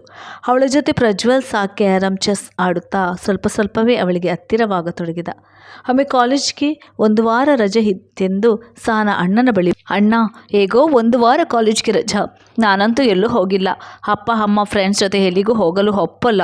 ನಾನು ನೀನು ಇಬ್ಬರು ಊಟಿಗಾದರೂ ಹೋಗಿ ಬರೋಣ ಬಾ ಎಂದಳು. ಅಲ್ಲಿಗೆ ಹೋಗುವವರೆಲ್ಲ ಪ್ರೇಮಿಗಳು ಅಥವಾ ಹೊಸದಾಗಿ ಮದುವೆಯಾಗಿ ಹನಿಮೂನ್ಗೆ ಹೋಗುವ ಜೋಡಿಗಳು. ನೀನು ಮದುವೆಯಾಗಿ ಗಂಡನ ಜೊತೆ ಹೋಗುವೆಯಂತೆ ಎಂದು ತಂಗಿಯನ್ನು ರೇಗಿಸಿದ. ಹಾಗಂತ ಏನಾದರೂ ರೂಲ್ಸಾ? ಅರ್ಪಿತಳು ಎಲ್ಲಿಗಾದರೂ ಹೋಗೋಣ ಎನ್ನುತ್ತಿದ್ದಾಳೆ. ಯಾಕೆ ಮೂವರು ಹೋಗಿ ಬರಬಾರ್ದು ಎಂದಳು. ಅರ್ಪಿತಳ ಹೆಸರು ಕೇಳುತ್ತಿದ್ದಂತೆ ಪ್ರಜ್ವಲ್ಗೆ ಉತ್ಸಾಹ ಮೂಡಿ ಆಗಲಿ ಎಂದು ಒಪ್ಪಿದ. ಮಗಳ ಜೊತೆಗೆ ಪ್ರಜ್ವಲ್ ಸಹ ಹೋಗುತ್ತಾನೆಂದು ತಿಳಿದ ತಂದೆ ತಾಯಿ ಬೇಡವೆನ್ನಲಿಲ್ಲ. ಗಂಡು ಹುಡುಗ ಜೊತೆಯಲ್ಲಿರುತ್ತಾನಲ್ಲ ಎನ್ನುವ ಧೈರ್ಯದಿಂದ ಒಪ್ಪಿದರು. ಮೂವರು ಕಾರಿನಲ್ಲಿ ಹೊರಟರು. ಮುಂಚಿತವಾಗಿ ಅಲ್ಲಿ ತಂಗಲು ಬೇರೆ ಬೇರೆ ಕಾಟೇಜ್ಗಳನ್ನು ಪ್ರಜ್ವಲ್ ಬುಕ್ ಮಾಡಿದ್ದ. ಏಕೆಂದರೆ ಅವರಿಬ್ಬರ ಜೊತೆ ತಾನು ಒಂದೇ ರೂಮಿನಲ್ಲಿದ್ದರೆ ಅರ್ಪಿತ ತಪ್ಪು ತಿಳಿಯಬಹುದೆಂದು ಅರಿತು ಬೇರೆ ಬೇರೆ ತಂಗಲು ಏರ್ಪಡಿಸಿದ. ದಾರಿಯುದ್ದಕ್ಕೂ ತಂಗಿಯನ್ನು ರೇಗಿಸುವುದರ ಜೊತೆಗೆ ತನ್ನ ಇಂಗಿತವನ್ನು ಅರ್ಪಿತಳಿಗೆ ಅರ್ಥವಾಗುವಂತೆ ರೇಗಿಸುತ್ತಿದ್ದ. ಪ್ರಜ್ವಲ್ ತನ್ನನ್ನು ಪ್ರೀತಿಸ್ತಿರುವನೆಂದು ಅರ್ಪಿತಗೆ ಅರ್ಥವಾಯಿತು. ಎಲ್ಲರೂ ರೂಮ್ಗೆ ಬಂದು ವಿಶ್ರಾಂತಿ ತೆಗೆದುಕೊಂಡರು. ಮರುದಿನ ಬೆಳಿಗ್ಗೆ ಮೂವರು ಅಲ್ಲಿಯ ರಮಣೀಯ ಸ್ಥಳಗಳನ್ನು ನೋಡಿ ಸಂತಸಪಟ್ಟರು. ಆಕರ್ಷಣೀಯ ಸ್ಥಳಗಳಲ್ಲಿ ವಿವಿಧ ಭಂಗಿಗಳಲ್ಲಿ ಫೋಟೋ ವಿಡಿಯೋ ತೆಗೆಸಿಕೊಂಡರು. ಹತ್ತಿರದ ಹೋಟೆಲ್ಗೆ ಹೋಗಿ ತಿಂಡಿಯ ಜೊತೆ ಪ್ರಜ್ವಲ್ ಜ್ಯೂಸ್ ಆರ್ಡರ್ ಮಾಡಿ ತಂಗಿಗೆ ಹೇಳಿದ. ಸಹನಾ, ಅದೇನೋ ಇತ್ತೀಚೆಗೆ ಜ್ಯೂಸ್ ಅಂದರೆ ನನಗೆ ಭಾಳ ಇಷ್ಟ ಎಂದ. ಸಹನಾಗೆ ಇವರಿಬ್ಬರ ಜ್ಯೂಸ್ ಕತೆ ತಿಳಿಯದೆ, ಈ ಪಾಟಿ ಚಳಿಯ ವಾತಾವರಣ, ಈಗ ನಿಮಗೆ ಜ್ಯೂಸ್ನ ಅವಶ್ಯಕತೆ ಇದೆಯಾ ಎಂದಾಗ ಪ್ರಜ್ವಲ್ ಅರ್ಪಿತಳೆಡೆಗೆ ನೋಡಿದ. ಕೆಂಪಾದ ಅವಳ ಮುಖವನ್ನು ನೋಡಿ ಅವಳ ಕಣ್ಣಲ್ಲಿ ತನ್ನ ದೃಷ್ಟಿ ಸೇರಿಸಿದ. ಮಾರನೇ ದಿನ ಸಹನಾ ತಲೆನೋವೆಂದು ಹೊರಗೆಲ್ಲೂ ಬರುವುದಿಲ್ಲ ಎಂದು ರೂಮಿನಲ್ಲೇ ಉಳಿದಳು. ಪ್ರಜ್ವಲ್ ಅರ್ಪಿತಾ ಇಬ್ಬರೂ ಬೊಟಾನಿಕಲ್ ಗಾರ್ಡನ್ಗೆ ಬಂದು ಹುಲ್ಲು ಹಾಸಿನ ಮೇಲೆ ಕುಳಿತರು. ನಾನು ನಿನ್ನನ್ನು ತುಂಬ ರೇಗಿಸ್ತಿದ್ದೇನೆಂದು ನನ್ನ ಮೇಲೆ ಕೋಪನಾ ಎಂದು ಅರ್ಪಿತಾಳನ್ನು ಕೇಳಿದ. ಖಂಡಿತ ಇಲ್ಲ, ನಿಮ್ಮ ಮನಸ್ಸಿನ ಭಾವನೆ ನನಗೆ ಅರ್ಥವಾಗುತ್ತಿದೆ. ನೀವು ನಿಮ್ಮ ಪ್ರೀತಿಯನ್ನು ನನ್ನ ಬಳಿ ನೇರವಾಗಿ ಹೇಳ್ತಿದ್ದೀರಾ, ನನಗೆ ಹೇಳಲಾಗುತ್ತಿಲ್ಲ ಎಂದಳು. ಅವಳು ತನ್ನನ್ನು ಪ್ರೀತಿಸ್ತಿರುವುದನ್ನು ಅರಿತ ಪ್ರಜ್ವಲ್ ಭಾವೋದ್ವೇಗದಿಂದ ಅವಳ ಕೈ ಹಿಡಿದು, ನಾವಿಬ್ಬರೂ ಈ ಜಾಗಕ್ಕೆ ಬಂದು ಒಬ್ಬರನ್ನೊಬ್ಬರು ಮೆಚ್ಚಿರುವ ಇಂಗಿತ ವ್ಯಕ್ತಪಡಿಸುವ ಅವಕಾಶ ಸಿಕ್ಕಿತು. ಗುಡ್ ಮೆಮೊರೇಬಲ್ ಮೂಮೆಂಟ್ ಎಂದ. ಇಬ್ಬರು ಖುಷಿಯಾಗಿ ಜೊತೆಯಾಗಿ ಬಂದಾಗ ಸಹನಾ ಅರ್ಪಿತಳನ್ನು ರೇಗಿಸುತ್ತಾ, ಏನಮ್ಮ ಮಿಕಾ ಬಲೆಗೆ ಬಿತ್ತಾ ಎಂದಳು. ಹೋಗೆ, ಏನೇನು ಹೇಳಬೇಡ. ನಾನು ಊರಿಗೆ ಹೋಗಿ ಈ ವಿಚಾರ ನಮ್ಮ ತಂದೆ ತಾಯಿಗೆ ತಿಳಿಸ್ಬೇಕು. ನನಗೆ ನನ್ನ ಮಾವನ ಮಗ ಇಷ್ಟವಿಲ್ಲ. ಬಹುಶಃ ಮನೆಯಲ್ಲಿ ನನ್ನ ಅಭಿಪ್ರಾಯ ಕೇಳಿದ ತಕ್ಷಣ ಸ್ವಲ್ಪ ಘರ್ಷಣೆಯಾಗಬಹುದು. ಏನು ಮಾಡುವುದು ಎಂದಳು. ಅರ್ಪಿತಾ ಊಟಿಯಿಂದ ಉತ್ಸಾಹದಿಂದ ಬಂದಳು. ತಾಯಿಗೆ ಅಲ್ಲಿ ಕಾಳ ಕಲಿದ ವಿಚಾರ, ಅಲ್ಲಿಯ ರಮಣೀಯ ದೃಶ್ಯಗಳು ಎಲ್ಲವನ್ನು ವರ್ಣಿಸಿ ತನ್ನ ಹಾಗೂ ಪ್ರಜ್ವಲ್ ಬಗ್ಗೆ ತಿಳಿಸಿ ಇಬ್ಬರು ಒಬ್ಬರನ್ನೊಬ್ಬರು ಇಷ್ಟಪಡುತ್ತಿರೋ ಬಗ್ಗೆ ಸಹ ತಿಳಿಸಿದಳು. ತಂದೆ ತಾಯಿ ಮೊದಲು ಇಷ್ಟಪಡಲಿಲ್ಲ. ಅರ್ಪಿತಳ ಹಠಕ್ಕೆ ಸೋತು ಪ್ರಜ್ವಲ್ನನ್ನು ಮನೆಗೆ ತರಲು ತಿಳಿಸಿದರು. ಪ್ರಜ್ವಲ್ ಮನೆಗೆ ಬಂದಾಗ ಅವನೊಂದಿಗೆ ಇಬ್ಬರು ಹರ್ಷಚಿತ್ತರಾಗಿ ಮಾತನಾಡುತ್ತಾ ಅವನ ಗುಣ ನಡವಳಿಕೆಗಳನ್ನು ನೋಡಿ ತಮ್ಮ ಮಗಳು ಇವನಿಗೆ ಮಾರು ಹೋಗಿರುವುದು ತಪ್ಪೆಲ್ಲವೆನ್ನಿಸಿ ಮನಸಾರೆ ಇಬ್ಬರು ಒಪ್ಪಿಗೆ ಕೊಟ್ಟರು. ಮುಂದಿನ ತಿಂಗಳು ನಿಶ್ಚಿತಾರ್ಥವೆಂದು ಗೊತ್ತುಪಡಿಸಿದರು. ಇಬ್ಬರು ತಿರುಗಾಡದ ಜಾಗವಿಲ್ಲ, ಹೋಗದ ಹೋಟೆಲ್, ಪಾರ್ಕ್ಗಳಿಲ್ಲ. ಅರ್ಪಿತಾ ಪ್ರಜ್ವಲ್ ಇಬ್ಬರು ಪಾರ್ಕ್, ಹೋಟೆಲ್, ಸಿನಿಮಾಗಳಿಗೆ ಕೈ ಹಿಡಿದುಕೊಂಡು ಓಡಾಡುತ್ತಿದ್ದರು. ಮನೆಯಲ್ಲಿ ಯಾರೂ ಆಕ್ಷೇಪಿಸುತ್ತಿರಲಿಲ್ಲ. ಅಂದು ಭಾನುವಾರ ಪ್ರಜ್ವಲ್ ಬಳಿ ಬಂದ ಅರ್ಪಿತಾ, ನಮ್ಮ ಮನೆಯವರೆಲ್ಲ ನಮ್ಮ ಚಿಕ್ಕಮ್ಮನ ಮಗಳ ಮದುವೆಗೆ ಎಲ್ಲರೂ ಹೋಗಿದ್ದಾರೆ. ನನಗೆ ನಿನ್ನನ್ನು ಮಿಸ್ ಮಾಡಿಕೊಳ್ಳಲು ಇಷ್ಟವಿಲ್ಲದೆ ಧಾರಾವೇಳೆಗೆ ಬರುತ್ತೇನೆಂದು ಹೇಳಿದೆ. ಪಪ್ಪ ನನಗೆ ಕಾರು ಬಿಟ್ಟು ಹೋಗಿದ್ದಾರೆ. ನಾಡಿದ್ದು ಬಂದು ಬಿಡುತ್ತೇನೆ ಎಂದಳು. ಒಳ್ಳೆಯ ಕೆಲಸ ಮಾಡಿದೆ. ಆದರೆ ಇನ್ನೂ 2 ದಿನ ನಿನ್ನನ್ನು ನೋಡದೆ ಹೇಗಿರುವುದು ಎಂದು ಪ್ರಜ್ವಲ್ ಅವಳು ತುಂಬುಗೆನ್ನೆಯನ್ನು ಚಿವುಟಿ ಮನಸ್ಸಿಲ್ಲದ ಮನಸ್ಸಿನಲ್ಲಿ ಕಳುಹಿಸಿಕೊಟ್ಟ. ಆದರೆ ವಿಧಿಯ ಆಟದ ಮುಂದೆ ಮಾನವನದೇನೂ ನಡೆಯುವುದಿಲ್ಲ ಎನ್ನುವಂತೆ ಅರ್ಪಿತಳ ಕಾರಿಗೆ ಎದುರಿನಿಂದ ಬಂದ ಲಾರಿಯೊಂದು ಅಪ್ಪಳಿಸಿ ಕಾರಿನಲ್ಲಿದ್ದ ಡ್ರೈವರ್ ಮತ್ತು ಅರ್ಪಿತಾ ಇಬ್ಬರು ಸ್ಥಳದಲ್ಲಿ ಅಸುನೀಗಿದರು. ಈ ದುರಂತ ವಾರ್ತೆ ತಿಳಿದ 2 ಮನೆಯವರಿಗೂ ತಡೆಯಲಾರದ ಹೊಡೆತ. ಪ್ರಜ್ವಲ್ಗಂತೂ ಈ ಶಾಕ್ನಿಂದ ಹೊರಬರಲು ಕೆಲವು ತಿಂಗಳುಗಳೇ ಹಿಡಿಯಿತು. ಅವನಿಗೆ ಯಾರಾದರೂ ಮದುವೆ ಬಗ್ಗೆ ಮಾತನಾಡಿದರೆ ಆ ಜಾಗ ಬಿಟ್ಟು ಬೇರೆಡೆಗೆ ಹೋಗಿಬಿಡುತ್ತಿದ್ದ. ಮನೆಯಲ್ಲಿ ಯಾರೂ ದುರಂತದ ಬಗ್ಗೆ, ಅರ್ಪಿತಳ ಬಗ್ಗೆ ಮಾತನಾಡುವ ಹಾಗಿರಲಿಲ್ಲ. ಈ ಮಧ್ಯೆ ಸಹನಾಳ ಮದುವೆ ನಿಶ್ಚಯವಾಗಿ ಅವಳು ಗಂಡನ ಮನೆಗೆ ಹೋದ ಮೇಲಂತೂ ಪ್ರಜ್ವಲ್ಗೆ ಒಂಟಿತನ ಹೆಚ್ಚಾಗಿ ಕಾಡಲಾರಂಭಿಸಿತು. ಸಹನಾಳಿಗೆ ಮಗು ಹುಟ್ಟಿತು. ಅವಳ ಮಗಳು ಪ್ರೀತಿಯನ್ನು ನೋಡಲು ಆಗಾಗ್ಗೆ ಅವರ ಮನೆಗೆ ಹೋಗಿ ಮಗುವಿನೊಂದಿಗೆ ಕಾಲ ಕಳೆಯುವುದರ ಮೂಲಕ ತನ್ನ ಹಳೆಯ ನೆನಪಿನಿಂದ ಸ್ವಲ್ಪ ಸ್ವಲ್ಪವಾಗಿ ಹೊರಬರಲಾರಂಭಿಸಿದ ಪ್ರಜ್ವಲ್. ಅದಾದ ನಂತರ ಪ್ರಜ್ವಲ್ಗೆ ಯಾವ ಹೆಣ್ಣಿನ ಮೇಲೂ ಆಕರ್ಷಣೆ ಬರಲಿಲ್ಲ. ಅವರ ಮನಸ್ಸು ಚಂಚಲವಾಗಲಿಲ್ಲ. ಆದರೆ ಏಕೋ ಏನೋ ಐಶ್ವರ್ಯಳನ್ನು ಕಂಡಾಗಿನಿಂದ ಒಂದು ರೀತಿಯ ಸೆಳೆತವಿದೆ ಎನಿಸಿತು. ಕೆಲಸದ ಕಡೆ ಗಮನ ಕೇಂದ್ರೀಕರಿಸಲಾಗದೆ ಒದ್ದಾಡುವಂತಾಯಿತು. ಬಹಳ ಯೋಚಿಸಿದ ಪ್ರಜ್ವಲ್ ಒಂದು ನಿರ್ಧಾರಕ್ಕೆ ಬಂದು ಐಶ್ವರ್ಯಳ ಆತ್ಮೀಯ ಗೆಳತಿ ಭಾವನಳ ಬಳಿ ತನ್ನ ಮನದ ಅಭಿಪ್ರಾಯವನ್ನು ತಿಳಿಸಿ ಐಶ್ವರ್ಯಳ ಬಳಿ ಮಾತನಾಡಲು ಹೇಳಿದ. ಆಗಲಿ ಪ್ರಜ್ವಲ್, ನಾನು ಸಮಯ ನೋಡಿ ಅವಳ ಬಳಿ ಮಾತನಾಡುತ್ತೇನೆ. ಏಕೆಂದರೆ ಅವಳು ಬಹಳ ಸೂಕ್ಷ್ಮ ಸ್ವಭಾವದವಳು ಎಂದಳು ಭಾವನ. ಐಶ್ವರ್ಯಳ ಬಳಿ ನೇರವಾಗಿ ಮಾತನಾಡಲು ಭಾವನಾ ಆ ದಿನ ಮಧ್ಯಾಹ್ನ ಊಟಕ್ಕೆ ಅವಳೊಂದಿಗೆ ಕುಳಿತಳು. ಊಟ ಮಾಡುತ್ತಾ ಕಷ್ಟ ಸುಖಗಳ ವಿನಿಮಯ ಮಾಡಿಕೊಳ್ಳುತ್ತಾ ಆಫೀಸ್ ವಿಚಾರವೆಲ್ಲ ಇಬ್ಬರು ಹಂಚಿಕೊಂಡರು. ಇದೇ ಸಮಯವೆಂದುಕೊಂಡ ಭಾವನಾ, ಸ್ವಾತಿ ಹೇಗಿದ್ದಾಳೆ? ತುಂಬ ದಿನವಾಯಿತು ಅವಳನ್ನು ನೋಡಿ ಎನ್ನುತ್ತಾ ಮಾತಿಗೆ ಪೀಟಿಗೆ ಹಾಕಿದಳು. ಎಷ್ಟು ದಿನ ಹೀಗೆ ದುಡಿಯುತ್ತೆ ಐಶ್ವರ್ಯ? ಒಂಟಿಯಾಗಿರಲು ಸಾಧ್ಯನಾ? ನಿನಗಿನ್ನೂ ಚಿಕ್ಕ ವಯಸ್ಸು. ಸ್ವಾತಿಗೆ ತಾಯಿ ಮಮತೆಯಿಂದ ತಂದೆಯ ಪ್ರೀತಿ ಆಸರೆ ಬೇಡವಾ? ನೀನೇಕೆ ಮತ್ತೊಂದು ಮದುವೆ ಆಗಬಾರ್ದು ಎಂದು ಐಶ್ವರ್ಯಳನ್ನು ಕೇಳಿದಳು ಭಾವನಾ. ಏನು ತಮಾಷೆ ಮಾಡ್ತಿದ್ಯಾ ಭಾವನಾ? ನನ್ನ ಪರಿಸ್ಥಿತಿ ಗೊತ್ತಿದ್ದು ಹೀಗೆ ಕೇಳ್ತೀಯಾ ಎಂದಳು ಐಶ್ವರ್ಯ. ಹೇಗಾಗಬಾರ್ದು? ನಿನ್ನ ಗಂಡನೇ ಬೇರೊಂದು ಮದುವೆಯಾಗಿ ಅವನ ಜೀವನ ಅವನು ನೋಡಿಕೊಂಡಿರುವಾಗ ನಿನ್ನ ಜೀವನ ಹೀಗೆ ಒಂಟಿಯಾಗಿ ಸಾಗಬೇಕಾ? ನಿನ್ನನ್ನು ಮದುವೆ ಆಗುತ್ತೇನೆಂದು ಯಾರೋ ಮುಂದೆ ಬಂದಿರುವಾಗ ಅವಳ ಮಾತನ್ನು ಅರ್ಧದಲ್ಲೇ ತಡೆಯುತ್ತಾ ಏನು ಹೇಳ್ತಿದ್ಯಾ ಭಾವನಾ ಎಂದು ಆಶ್ಚರ್ಯದಿಂದ ನೋಡಿದಳು ಐಶ್ವರ್ಯ. ಹೌದು ಐಶ್ವರ್ಯ, ಪ್ರಜ್ವಲ್ ನನ್ನ ಬಳಿ ಬಂದು ನಿನ್ನನ್ನು ಮದುವೆಯಾಗುವ ಬಗ್ಗೆ ತಿಳಿಸಿ ನಿನ್ನ ಒಪ್ಪಿಗೆಗಾಗಿ ಕಾಯುತ್ತಿದ್ದಾರೆ ಎಂದಳು. ಬೇಡ ಭಾವನಾ, ಮದುವೆ ಹುಡುಗಾಟವಲ್ಲ. ನನ್ನ ಮಗಳಿಗೆ ಇದುವರೆಗೂ ನಿನ್ನ ತಂದೆ ವಿದೇಶದಲ್ಲಿದ್ದಾರೆ ಎಂದು ಹೇಳಿ ನಂಬಿಸಿದ್ದೇನೆ. ಈಗ ಅವಳಿಗೆ ತಿಳಿವಳಿಕೆ ಬಂದಿದೆ, ಎಲ್ಲವೂ ಅರ್ಥವಾಗುತ್ತದೆ. ನನ್ನ ತಂದೆ ನಮ್ಮಿಬ್ಬರಿಂದ ದೂರವಾಗಿದ್ದಾರೆಂದು ಹೇಳಿ ಮತ್ತೆ ಮದುವೆಯಾಗಿ ಮತ್ತೊಂದು ಹಳ್ಳಕ್ಕೆ ಬೀಳಲ್ಲ. ನನಗೆ ಮತ್ತೆ ವೈವಾಹಿಕ ಜೀವನ ನಡೆಸುವ ಯಾವ ಆಸಕ್ತಿಯೂ ಇಲ್ಲ ಎಂದು ಖಚಿತವಾಗಿ ಹೇಳಿದಳು. ನಿನಗೆ ಹಾಗೆ ಎನಿಸಿರ್ಬೋದು. ಸ್ವಾತಿ ಬಗ್ಗೆ ಯೋಚಿಸು. ನಿನ್ನ ಮಗಳಿಗೆ ತಂದೆಯ ಸ್ಥಾನ ನೀಡಲು ಪ್ರಜ್ವಲ್ ಉದಾರ ಮನಸ್ಸಿನಿಂದ ಒಪ್ಪಿರುವಾಗ ನೀನೇಕೆ ಮದುವೆಯಾಗಿ ನಿನ್ನ ಮಗಳ ಭವಿಷ್ಯ ಹಸನವಾಗಲು ಅವಕಾಶ ಕೊಡಬಾರ್ದು? ಚೆನ್ನಾಗಿ ಯೋಚಿಸು ಎಂದಳು ಭಾವನಾ. ಐಶ್ವರ್ಯ ಎಲ್ಲ ವಿಚಾರವನ್ನು ಸಾವಿತ್ರಮ್ಮ ಬಳಿ ಹೇಳಿದಳು. ಇದರಲ್ಲಿ ತಪ್ಪು ಎಂದು ನನಗೆ ಅನಿಸುತ್ತಿಲ್ಲ. ಮಗಳಿಗೆ ತಂದೆಯ ಪ್ರೀತಿ ಸಿಗುತ್ತದೆ, ನಿನಗೂ ಕಡೆಯವರೆಗೂ ಆಧಾರವಾಗಿ ಆಸರೆಯಾಗುತ್ತದೆ ಎನ್ನುವುದಾದರೆ ಇದಕ್ಕೆ ನನ್ನ ಆಶೀರ್ವಾದ ಸಂಪೂರ್ಣವಾಗಿದೆ ಎಂದು ತುಂಬು ಹೃದಯದಿಂದ ಹರಸಿದರು ಸಾವಿತ್ರಮ್ಮ. ಆ ಭಾನುವಾರ ಪ್ರಜ್ವಲ್ ಮತ್ತು ಐಶ್ವರ್ಯ ಪಾರ್ಕ್ನಲ್ಲಿ ಭೇಟಿಯಾದರು. ಐಶ್ವರ್ಯ ತನ್ನ ಅಭಿಪ್ರಾಯ ತಿಳಿಸುತ್ತಾ, ನೀವು ಭಾವನ ಬಳಿ ಹೇಳಿದ್ದೆಲ್ಲ ಕೇಳಿದೆ. ನನ್ನ ಸುಖಕ್ಕಿಂತ ನನ್ನ ಮಗಳಿಗಾಗಿ ನಾನು ಬದುಕಿದ್ದೇನೆ. ಅವಳು ನಿಮ್ಮನ್ನು ತಂದೆ ಎಂದು ಸ್ವೀಕರಿಸಿದರೆ ಮಾತ್ರ ನಿಮ್ಮನ್ನು ಮದುವೆಯಾಗುವ ಬಗ್ಗೆ ತೀರ್ಮಾನಿಸುತ್ತೇನೆ. ಇನ್ನೊಂದು ಮುಖ್ಯ ವಿಚಾರವೆಂದರೆ ಎಂದು ಹೇಳಲು ಅನುಮಾನಿಸಿದಳು ಐಶ್ವರ್ಯ. ಯಾವುದನ್ನು ಮನಸ್ಸಿನಲ್ಲಿಡದೆ ಹೇಳಿದಾಗ ಮಾತ್ರ ಮನಸ್ಸು ಹೃದಯ ನಿರಾಳ. ಯಾವಾಗಲೂ ಮುಚ್ಚುಮರೆ ಇಲ್ಲದೆ ಮಾತನಾಡಿದರೆ ಭವಿಷ್ಯ ರೂಪಿಸಿಕೊಳ್ಳಲು ಹಗುರ ಎಂದ ಪ್ರಜ್ವಲ್. ನನಗೆ ಸ್ವಾತಿ ಒಬ್ಬಳೇ ಮಗಳಾಗಿರಬೇಕೆಂದು ಆಸೆ ಪಡುವವಳು ನಾನು.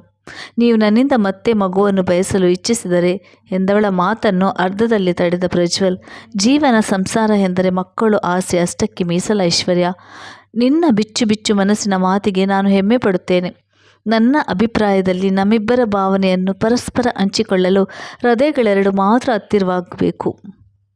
ನನಗೆ ನೀನು, ನಿನಗೆ ನಾನು ಆಸರೆ. ನನ್ನ ಹೃದಯದ ಭಾವನೆಗೆ ನೀನು ಸ್ಪಂದಿಸ್ತೀಯಾ ಎನ್ನುವ ಕಾರಣಕ್ಕಾಗಿ ನಾನು ನಿನ್ನನ್ನು ಮನಸಾರೆ ಮೆಚ್ಚಿ ಈ ತೀರ್ಮಾನಕ್ಕೆ ಬಂದೆ. ನಿನ್ನ ಇಚ್ಛೆಯಂತೆ ನಮ್ಮಿಬ್ಬರ ಮಗಳು ಸ್ವಾತಿ ಒಬ್ಳೆ ಎಂದ. ಅವನ ಮಾತಿಗೆ ಐಶ್ವರ್ಯಳಿಗೆ ಸಂತೋಷವಾಯಿತು. ಅದೇ ದಿನ ಪ್ರಜ್ವಲ್ ಕೈಯಲ್ಲಿ ಹಣ್ಣುಗಳು ಚಾಕ್ಲೇಟ್ಸ್ ಹಿಡಿದು ಐಶ್ವರ್ಯಳ ಮನೆಗೆ ಬಂದ. ಹೊರಂಡದಲ್ಲಿ ಹೋಮ್ವರ್ಕ್ ಮಾಡುತ್ತಿದ್ದ ಸ್ವಾತಿ ಪ್ರಜ್ವಲ್ನನ್ನು ತಲೆ ಎತ್ತಿ ನೋಡಿದಳು.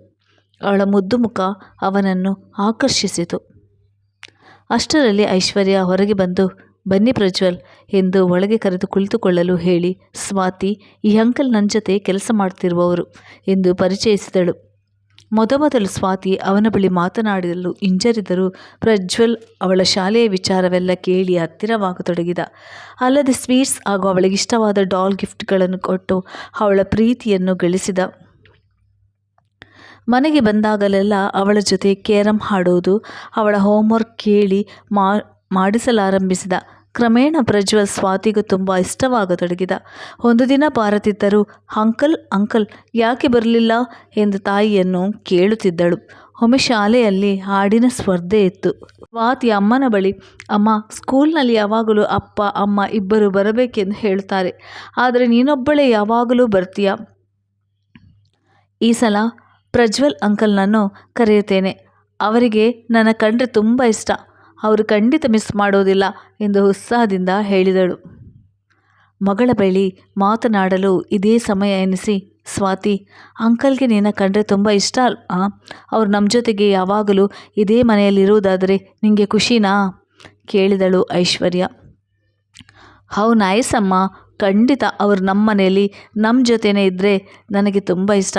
ನಮ್ಮ ತಂದೆ ಎಂದು ನನ್ನ ಫ್ರೆಂಡ್ಸ್ಗೆಲ್ಲ ಜಂಬದಿಂದ ಹೇಳಿಕೊಳ್ತೇನೆ ಎಂದು ಅವಳು ಸಂಭ್ರಮದಿಂದ ಹೇಳಿದಳು. ಮನಸ್ಸಿನ ಅರ್ಧ ಭಾರ ಕಳೆದು ಸಮಾಧಾನದ ಉಸಿರು ಬಿಟ್ಟಳು ಐಶ್ವರ್ಯ. ಇನ್ನು ಪ್ರಜ್ವಲ್ಗೆ ತನ್ನ ಒಪ್ಪಿಗೆ ತಿಳಿಸದೆ ಐಶ್ವರ್ಯ ಸಾವಿತ್ರಮ್ಮನ ಬಳಿ ಸ್ವಾತಿ ಇಚ್ಛೆ ತಿಳಿಸಿದಳು. ಮಗುವಿನ ಮನಸ್ಸು ಹೂವಿನ ಹಾಗೆ, ಅವಳಿಗೆ ಅಪ್ಪನ ಅವಶ್ಯಕತೆ ಎಷ್ಟಿದೆ ಎಂದು ತಿಳಿಸಿದ್ದಾಳೆ. ನೀನು ಖಂಡಿತ ಪ್ರಜ್ವಲ್ನನ್ನು ಪತಿಯಾಗಿ ಸ್ವೀಕರಿಸು ಎಂದರು ಸಾವಿತ್ರಮ್ಮ. ಆದರೂ ಐಶ್ವರ್ಯಳಿಗೆ ಮನಸ್ಸಿನಲ್ಲಿ ಒಂದು ವಿಧದ ಅಳುಕು ಭಯ. ಮತ್ತೆ ಎಲ್ಲಿ ಎಡವಿ ಸಮಾಜದ ಕೂಗದ ನುಡಿಗೆ ತುತ್ತಾಗುತ್ತೇನೋ ಎಂದು ಗೆಳತಿ ಭಾವನ ಬಳಿ ತನ್ನ ಅಳುಕನ್ನು ತೋಡಿಕೊಂಡಳು. ಒಮ್ಮೆ ಹಾಗಾಯಿತೆಂದು ಪದೇ ಪದೇ ಜೀವನದಲ್ಲಿ ಸಮಸ್ಯೆ ಬರುತ್ತದೆ ಎಂದು ಯಾಕೆ ಯೋಚಿಸುತ್ತಿ? ಒಪ್ಪಿಗೆ ನೀಡು ಎಂದು ಧೈರ್ಯ ತುಂಬಿದಳು ಭಾವನ.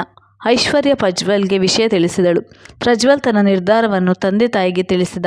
ಅದನ್ನು ಕೇಳಿದ ಅವರ ತಂದೆ ತಾಯಿಗೆ ನಿರಾಶೆ, ಅಸಮಾಧಾನವಾಯಿತು. ಮಗನ ಮದುವೆ ವಿಜೃಂಭಣೆಯಿಂದ ಮಾಡುವ ಆಸೆ ಹೊಂದಿದ್ದ ಅವರಿಗೆ ಗಂಡ ಬಿಟ್ಟ ಮಗುವಿನ ತಾಯಿಯನ್ನು ಮಗ ವಿವಾಹವಾಗುವುದು ಸುತರಾಮ್ ಇಷ್ಟವಿರಲಿಲ್ಲ. ಆದರೆ ಸಹನಾ ತಂದೆ ತಾಯಿಯನ್ನು ಸಮಾಧಾನಿಸಿ, ಎಷ್ಟೋ ಜನ ಈ ರೀತಿ ಯೋಚಿಸ್ತಾರೆ ಹೇಳಿ, ಆ ಮಗುವಿಗೆ ತಂದೆಯಾಗಿ ಐಶ್ವರ್ಯಳಿಗೆ ಆಸರೆಯಾಗುವುದಾದರೆ ತಪ್ಪೇನು ಎಂದಳು.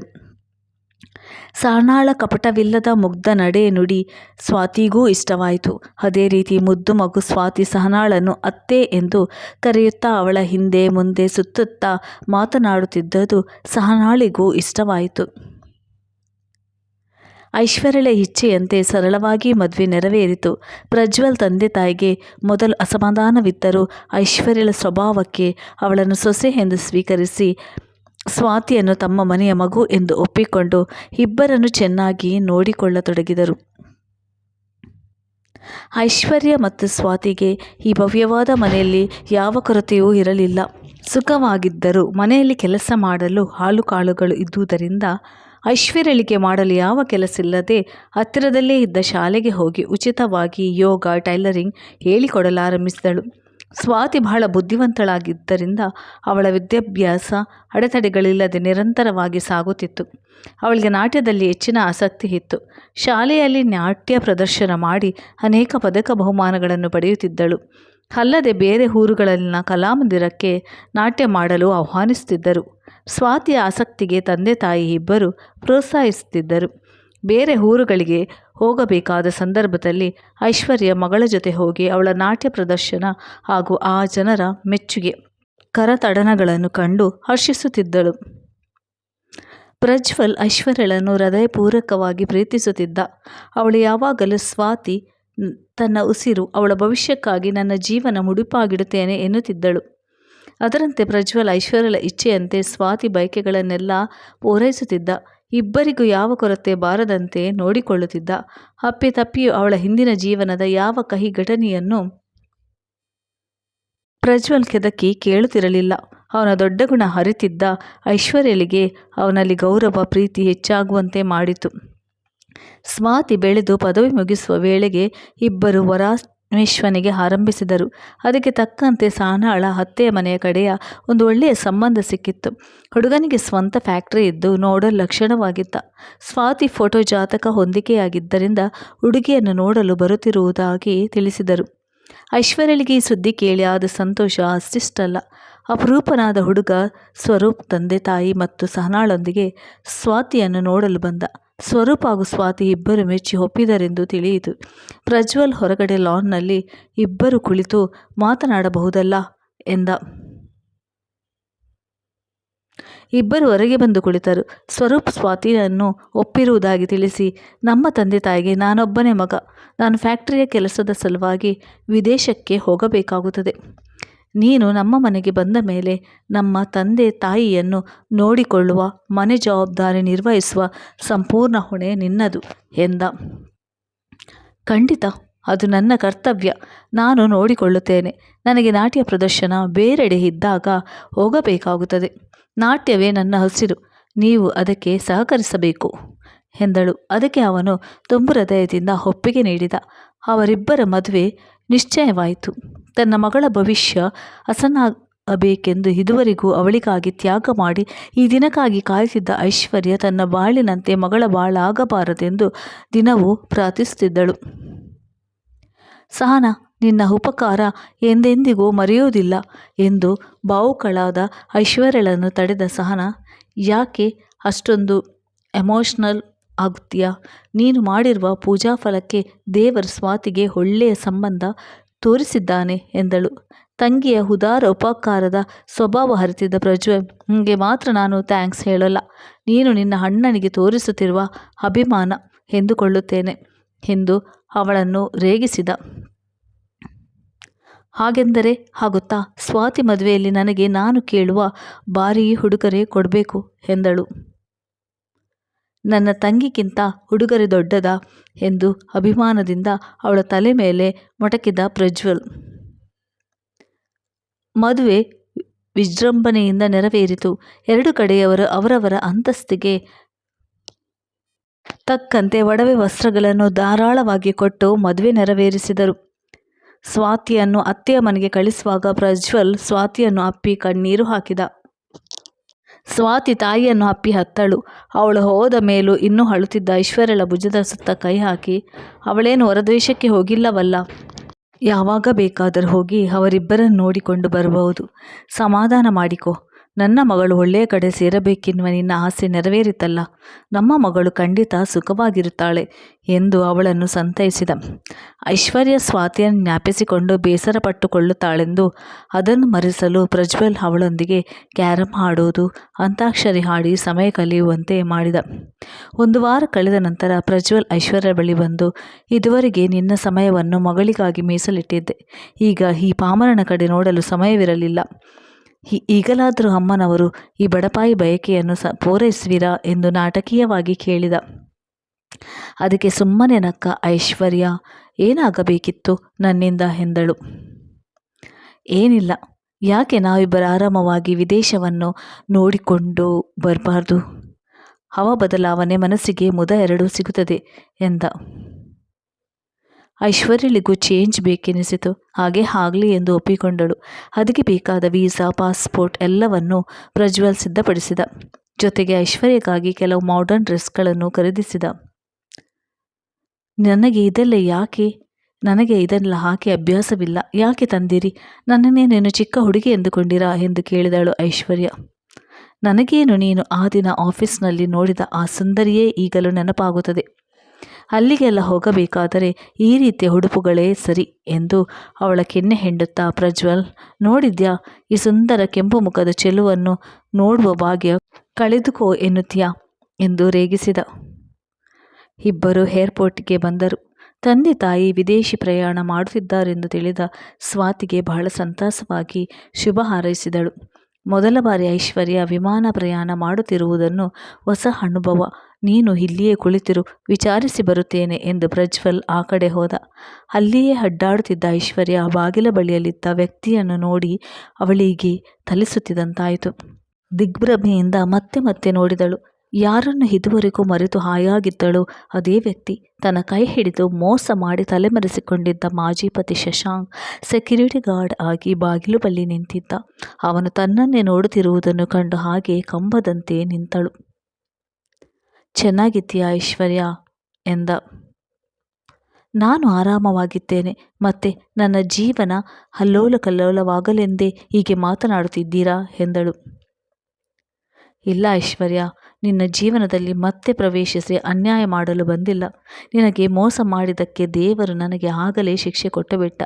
ನನ್ನನ್ನು ಪ್ರೀತಿಸಿದವಳು ನನ್ನ ದುಡ್ಡನ್ನೆಲ್ಲ ಕಸಿದು ನನಗೆ ಮೋಸ ಮಾಡಿ ಹೊರಟು ಹೋದಳು. ಇದ್ದ ದುಡ್ಡು ಕಳೆದುಕೊಂಡು ಈ ಕೆಲಸಕ್ಕೆ ಸೇರಿದ್ದೇನೆ. ಸಾಲದಕ್ಕೆ ಅನಾರೋಗ್ಯದಿಂದ ನರಳುತ್ತಿದ್ದೇನೆ. ಸಾಕಲ್ವಾ ನಾನಿಂಗೆ ಮಾಡಿದ ಅನ್ಯಾಯಕ್ಕೆ? ನೀನು ಸುಖವಾಗಿರುವ ವಿಚಾರ, ನನ್ನ ಮಗಳು ಒಳ್ಳೆಯ ಕಡೆ ಮದುವೆಯಾಗಿ ಸುಖವಾಗಿರುವ ವಿಷಯ ತಿಳಿಸಿದರೂ ನಾನು ಮತ್ತೆ ನಿನ್ನನ್ನು ನೋಡಲು ಮುಖ ತೋರಿಸಲಾಗದೆ ನೋವಿನಿಂದ ಒಂದೊಂದು ಕ್ಷಣವೂ ಕಳೆಯುತ್ತಿದ್ದೇನೆ. ಖಂಡಿತ ನಿನ್ನ ಜೀವನಕ್ಕೆ ಮುಳ್ಳಾಗುವುದಿಲ್ಲ. ನೀನು ಸುಖವಾಗಿರಬೇಕೆಂದೇ ನನ್ನ ಆಸೆ ಎಂದ. ಇಬ್ಬರು ಮಾತನಾಡುವಷ್ಟರಲ್ಲಿ ಆ ಕಡೆಯಿಂದ ಪ್ರಜ್ವಲ್ ಬರುತ್ತಿದ್ದುದನ್ನು ನೋಡಿ ಐಶ್ವರ್ಯ ಅವನಿಂದ ದೂರ ಸರಿದು ಇವನೆಡೆಗೆ ಬಂದಳು. ಇಬ್ಬರು ತಮ್ಮ ಲಗೇಜನ್ನು ತಳ್ಳಿಕೊಂಡು ಒಳ ಹೋಗಬೇಕೆನ್ನುವಷ್ಟರಲ್ಲಿ ಬಾಗಿಲ ಬಳಿ ಬಂದ ಶಬ್ದಕ್ಕೆ ಎಲ್ಲರೂ ಓಡಿ ಬಂದರು. ನೋಡಿದರೆ ಸೆಕ್ಯೂರಿಟಿ ಗಾರ್ಡ್ ಶಶಾಂಕ್ ಬಿದ್ದು ಬಿಟ್ಟಿದ್ದ. ಅಲ್ಲಿಯೇ ಇದ್ದ ವೈದ್ಯರು ಅವನ ಬಳಿ ಬಂದು ನೋಡಿ ನಾಡಿ ಹಿಡಿದು ಪರೀಕ್ಷಿಸಿ "ಹಿ ಈಸ್ ನೋ ಮೋರ್" ಎಂದರು. ಪ್ರಜ್ವಲ್ ಅವಳ ಕೈಯನ್ನು ತನ್ನ ಕೈಯಲ್ಲಿ "ಟೇಕ್ ಇಟ್ ಈಸಿ. ನಿನಗೆ ನೋವು ಆಗಿದೆ ಎಂದು ನನಗೆ ಗೊತ್ತು. ನಿನಗೆ ಮೋಸ ಮಾಡಿದ ವ್ಯಕ್ತಿ ಇವನೇ ಎಂದು ನನಗೆ ಗೊತ್ತಿತ್ತು. ಆದರೂ ನಿನ್ನ ಹಿಂದಿನ ಜೀವನದ ಬಗ್ಗೆ ಕೇಳಲಿಲ್ಲ. ಕಾರಣ ಇಂದಿನ ಕಹಿ ಘಟನೆ ಬಗ್ಗೆ ನೆನೆಸಿ ಜೀವನವನ್ನು ವ್ಯರ್ಥ ಮಾಡಿಕೊಳ್ಳುವುದಕ್ಕಿಂತ ಮುಂದಿನ ಭವಿಷ್ಯ ರೂಪಿಸಿಕೊಳ್ಳುವುದರ ಬಗ್ಗೆ ಚಿಂತಿಸಬೇಕು ಅಲ್ವಾ? Fast is fast. ನಿನ್ನ ಜೊತೆ ಕಡೆಯವರೆಗೂ ಸುಖದಲ್ಲೂ ಕಷ್ಟದಲ್ಲೂ ನಾನು ಇರ್ತೇನೆ. ಈ ಹಳೆಯ ನೆನಪನ್ನು ಹಳೆಯ ಕನಸೆಂದು ಮರೆಯಬೇಕು. ನಮ್ಮ ಜೀವನದ ಕನಸನ್ನು ನನಸು ಮಾಡಿಕೊಂಡು ನಾವಿಬ್ಬರೂ ಹೊಸ ಜೀವನ ಪ್ರಾರಂಭಿಸಿ ಸುಖವಾಗಿರೋಣ. ನಮ್ಮ ಜೀವನ ಹಸನು ಮಾಡಿಕೊಳ್ಳೋಣ. ಏನಂತೀಯ ಎಂದು ಅವಳ ಗಲ್ಲ ಹಿಡಿದೆತ್ತಿದ. ಅವನ ವಿಶಾಲವಾದ ಹೃದಯಕ್ಕೆ ಮನಸೋತ ಐಶ್ವರ್ಯ ಅವನ ಕಣ್ಣಲ್ಲಿ ಕಣ್ಣಿಟ್ಟು ನೋಡಿದಳು. ಭರವಸೆಯ ಬೆಳಕನ್ನು ಅವನ ಕಣ್ಣಲ್ಲಿ ಕಂಡು ತೃಪ್ತಿಯಿಂದ ಅವನೆದೆಗೆ ಒರಗಿದಳು. ಧನ್ಯವಾದಗಳು ಸ್ನೇಹಿತರೆ, ನನ್ನ ಕತೆ ಕೇಳಿದ್ದಕ್ಕಾಗಿ.